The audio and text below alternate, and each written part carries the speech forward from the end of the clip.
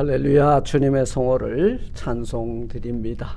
오늘은 12월 8일 수요일 찬양과 경배로 하나님 앞에 모였습니다. 오늘 수요 예배 올릴 때에 오늘 우리에게 주시는 하나님의 말씀을 받고자 합니다. 요한계시록 2장 8절로 11절의 말씀인데요. 여러분 가지고 계신 신약 성경 400페이지가 되겠습니다. 요한계시록 2장 8절로 11절을 제가 봉독합니다. 서머나 교회의 사자에게 편지하기를 처음이요 나중이요 죽었다가 다시 살아나신 이가 가라사대 내가 내 환난과 궁핍을 아노니 실상은 내가 부요한 자니라. 자칭 유대인이라 하는 자들의 회방도 아노니 실상은 유대인이 아니요 사단의 회라.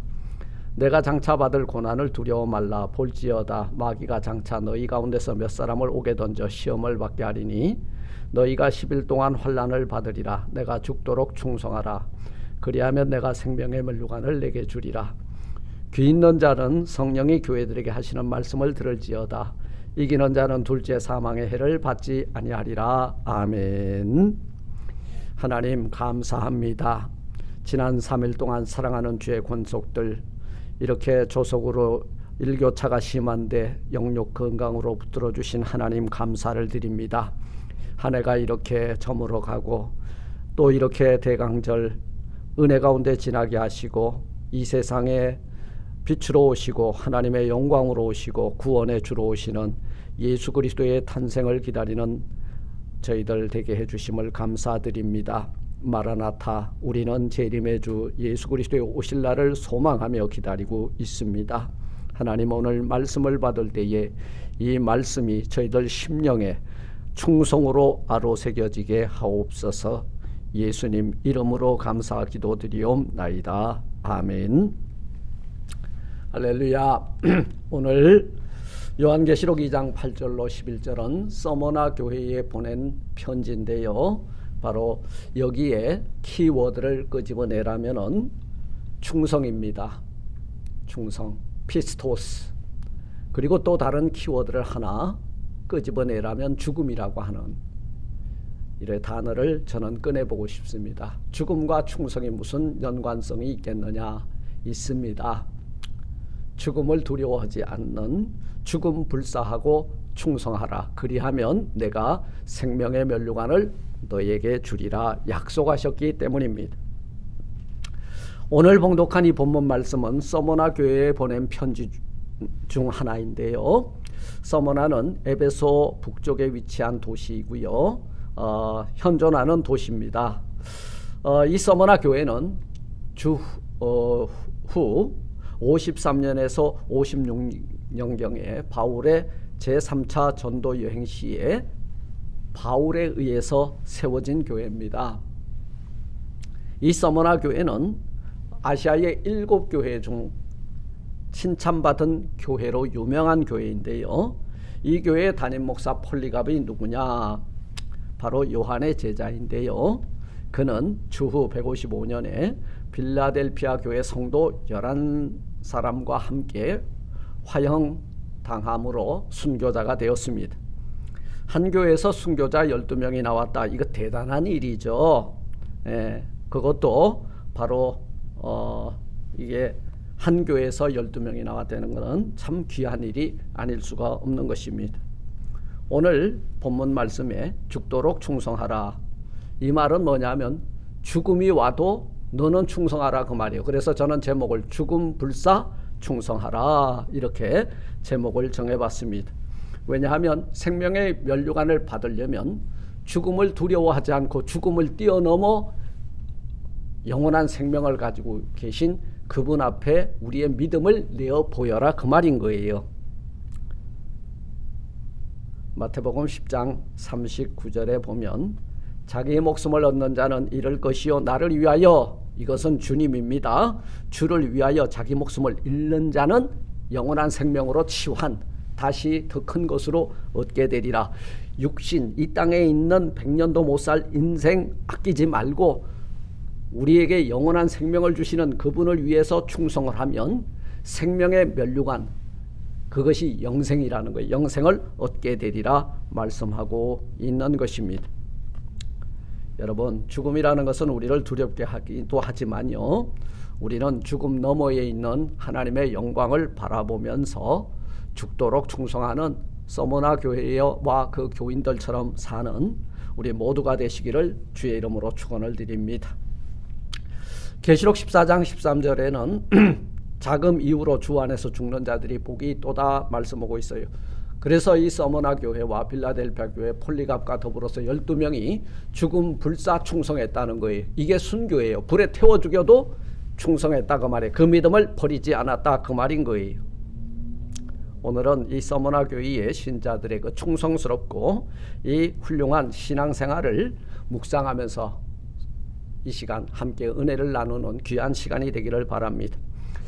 오늘 죽도록 충성하라 말씀했잖아요. 이 죽도록 충성이 뭐냐? 피스토스인데 이것은 믿음이 충만이라는 거예요. 신실하다 그 말이에요. 이 믿음이라고 하는 페이스도 이 피스토스에서 나온 말이거든요. 이런 점에서 충성이란 믿음을 지키며 사는 사람들의 삶의 형태를 충성이라 말할 수 있는 것이에요. 여러분, 우리가 참된 그 믿음의 소유를 하고 있다면 우리에게 구원의 믿음을 주신 하나님을 바라보면서 우리 주께 충성을 다하여 죽도록 충성함으로 생명의 면류관을 받아 누리는 우리 모두가 되었으면 좋겠습니다. 죽도록 충성하라 이 말은 여러 가지 의미를 담고 있는데요. 첫째, 하던 충성을 애더하라 그 말이요. 충성에 충성을 더하라 그 말이. 이미 나는 최선을 다했고 충성 다했고 지금 이 정도면 됐지. 여러분, 올림픽에 나가서 금메달을 딴 선수가 4년 후를 기약한다면 금메달의 그 뜨거운 환호와 열기가 식기도 전부터 뭘 해야 돼요? 4년 후를 위해서 피지땀을 흘려야 된다는 거예요. 예, 이것이 하던 충성 계속하는 거예요.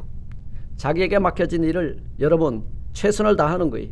게임이 끝났다고 훈련을 중단한다면은 다음 경기에는 아무런 보장을 받을 수 없기 때문입니다. 그래서 죽도록 충성하라 이 말은 여러분 이를 악물고 지금 내게 맡겨진 그 일을 놓지 말고 계속하여 킵고잉하라 이 말씀이 있는 거예요. 둘째는 작은 일에 소홀하지 말라. 작은 일이라고 우습게 여기지 말라. 예, 우리가 가지고 있는 모든 전자기기나 집에 있는 모든 기계들 작은 부품 하나라도 문제가 일어나면 어떤 일이 일어나요? 우리 대시보드나 우리 눈에 보이는 것에 뭔가 문제가 생기게 되죠. 며칠 전 우리 김경식 목사님 차가 문제가 생겼어요. 왜요? 조립할 때 선 하나가 잘못 미스매칭이 됐기 때문에 온도계가 안 나온 거예요. 뭐예요? 그것이 우리에게 충성을 다하는 기계입니까? 아니죠. 작은 일에 조립할 때 그 작은 부품 하나를 소홀하게 여겼기 때문에 문제가 발생된 거예요. 우리 만병의 근원이라고 하는 감기도 마찬가지입니다. 이 작은 것이라고 우습게 여기다가는 감기가 만병의 근원이 된다는 말씀입니다. 여러분, 충성이 뭐예요? 작은 일에 충성된 자. 우리는 1달란트, 2달란트, 5달란트 받은 종들의 그 모습을 통해서 항상 교훈받아야 됩니다. 작은 것이라고 우습게 여기다가 있는 것마저도 빼앗겨버렸다 그 말이에요. 작은 일에 불의한 자는 큰 일에도 불의하다는 사실을 우리는 기억해야 됩니다. 작은 그림을 볼 줄 모르는 사람이 항상 하는 말이 빅픽처라는 단어를 사용합니다. 여러분, 작은 그림을 볼 수 없는데 큰 그림 이야기하는 것은 작은 것을 소홀히 여긴다는 거예요. 제가 늘 드리는 말씀이 있습니다. 100불 내는 사람하고 후에 10,000불 내겠다고 하는 사람, 100불 내는 사람이 충성하는 거예요. 여러분, 우리 생활 속에 적용해 보면 이 말은 여러분 생활 가운데서 많은 충성된 자들과 불충성하는 자들의 모습을 여러분 분별해 내게 될 줄 믿습니다. 또 다른 죽도록 충성하라 이 말에는요, 드러나지 않는 일이라고 하더라도 네가 그 자리에 있다면 그 일에 최선을 다하라는 뜻이 있습니다. 교회 일도 그래요. 화장실은 잘 보이지 않는 장소죠. 그리고 부엌 일도요, 잘 드러나지 않아요. 그런데 아무 말도 없이 그냥 그곳에 가서 물을 튀겨가면서, 그리고 그 화장실에 가서 쓸고 닦고 하는 모습, 여러분, 이것이 어찌 보면 바른 충성일 수도 있다는 거죠. 많은 사람들은요, 밖으로 드러나고 그리고 이름이 나타나면 그곳에는 목숨 걸고 충성을 합니다. 그런데 드러나지 않고 남이 보지 않고 인정해 주지 않는 것은 소홀히 여기기 쉽다는 거예요. 바른 충성은 뭐냐? 여러분, 조끼를 입고 파킹랏에 가서 파킹 봉사하는 것, 이거 남이 알아줘서 하는 겁니까? 아니에요. 주의 성도들과 그리고 하나님의 몸된 교회를 위해서 정말 그 날씨가 차가운데도 불구하고 정리해주는 이런 모습들이 있었기에 오늘 우리가 이 편안하게 예배 드릴 수 있다는 거예요. 사람들은 드러나는 일을 좋아합니다. 칭찬받는 걸 좋아합니다. 영광받는 것 좋아합니다. 상 받는 것 좋아합니다. 직분 받는 것 좋아합니다. 그런데 이 직분의 값을 감당하기에는 여러분 대단히 힘들고 어렵다는 거예요. 왜 그렇습니까?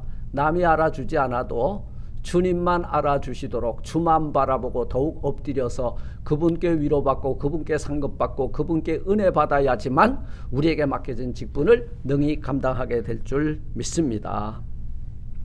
그리고 죽도록 충성하라, 이 말에는 무슨 의미가 담겨 있냐 하면 내 맡은 일에 직무를 다하라 라는 뜻이 담겨져 있어요. 여러분, 직분이 있다면 직무가 있는 거예요. 세상의 직무는 직분이 높아가면 갈수록 험한 일을 안 해도 돼. 그런데 이 교회의 직분은 여러분 바로 떨어진 것, 그리고 부서진 것, 잘못된 것 있으면은 직분이 여러분 우리 세상 사람들이 바라보는 장로님, 목사님, 그리고 우리 권사님, 안수집사, 이 집사님, 이런 분들이 여러분 이 성도들이 편안하게 예배드리고 그리고 성도들이 함께 거하는 이 공동체를 위해서 애쓰고 수고하는 눈에 보이지 않는 헌신과 희생과 봉사가 있기 때문에 이렇게 교회가 존재하는 거예요. 이것을 통틀어서 뭐라고 하냐면 충성이라는 거예요. 내게 맡겨진 직무가 뭐냐? 장로라고 여러분 목에 힘주는 게 장로가 아니에요. 권사님이라고 안수집사라고 나 없으면 안 돼. 아니요, 다 돼요. 여러분들이 이 직무와 직분을 맡은 바에 그 직무를 충실히 감당하지 못할 때 하나님의 교회는 위기가 온다는 거예요. 어떤 사람은 맡은 일에는 관심이 없고 맡겨지지 않은 일에만 관심이 많은 사람들이 있어요. 이런 사람들은 가십거리를 만들어내고 교회 분란을 일으키고 자기 일만 잘하면 되는데 남의 일에 사사건건 시비 걸고 그리고 옳다 그러다 판단하는 사람들이 있어요. 오늘 이 시간 이후부터는 내 맡은 직분과 내 맡은 자리, 내게 맡겨진 직무에 충성을 다함으로 여러분 생명의 면류관을 받기에 부족함이 없는 여러분들이 되시길 주의 이름으로 축원합니다. 죽도록 충성하라, 이 말 속에는요 정말 죽음 불사하고 맡겨진 일에 감당하라, 그 말. 일을 감당하라. 이게 일사각오의 정신을 가지고 일하라, 그 말이에요. 죽으면 죽으리라. 에스더가 죽으면 죽으리라. 예. 그리고 모르드게도 죽으면 죽으리라. 이 죽으면 죽으리라가 만나니까 여러분 하만이 그 동족들을 매달아 죽이려고 하였던 그 십자가 나무에 달려서 죽임을 당하잖아요. 여러분, 우리가 죽도록 충성할 때 하나님께서는 하늘의 문을 여시고 우리와 능히 대적하는 악한 세력들을 싸워 이길 힘을 주시고 하나님께서 대신 여러분 갚아 주실 줄 믿습니다. 자, 죽음을 불사하고 충성하는 것이 뭐냐? 시련과 환난과 핍박 가운데서도 믿음을 지키는 것이다. 충성은 믿음이 없이는 못하는 거예요. 믿음이라고 하는 페이스가, 피스토스가 어원이라는 거예요. 이 충성이 없는 자는 믿음 생활 못한다는 거예요. 믿음이 여러분 페이크예요. 가짜예요. 오늘 9절 말씀해 보니까 내가 내 환난과 궁핍을 아노니 자칭 유대인이라 하는 자들의 회방도 아노니 실상은 유대인이 아니요 사단의 회라 말씀합니다. 서머나 교회는 환난과 궁핍 가운데 처해 있었고 자칭 유대인이라고 하는 자들의 극심한 회방을 받았다는 거예요. 여러분, 유대인들은 디아스포라의 원조입니다. 서머나 교회 지역에도 흩어져 있던 유대인들이 있었다는 거예요. 그들이 복음에 뭐라 그랬어요? 복음의 핍박자가 됐어요. 그래서 유대인이라고 하지만 사실은 유대인이 아니다. 사단의 회라고 여기서 이렇게 지칭을 하고 있는 것을 보게 됩니다.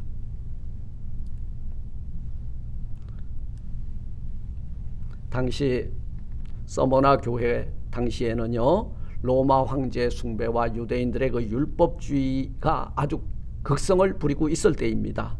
황제를 거절하면, 황제 숭배를 거절하면 재산을 몰수하거나 또 일을 박탈해 갔습니다. 그러나 이 서머나 교회는 흔들리지 않는 신앙의 정절을 끝까지 지켰다. 이것이 충성이라는 거예요. 이 충성하는 교회, 바로 이 서머나 교회에 뭘 약속해 줬냐면 죽음을 불사하고 이 믿음을 지키는 그들에게 내가 생명의 면류관, 영생을 부어주리라 약속하고 있는 거예요.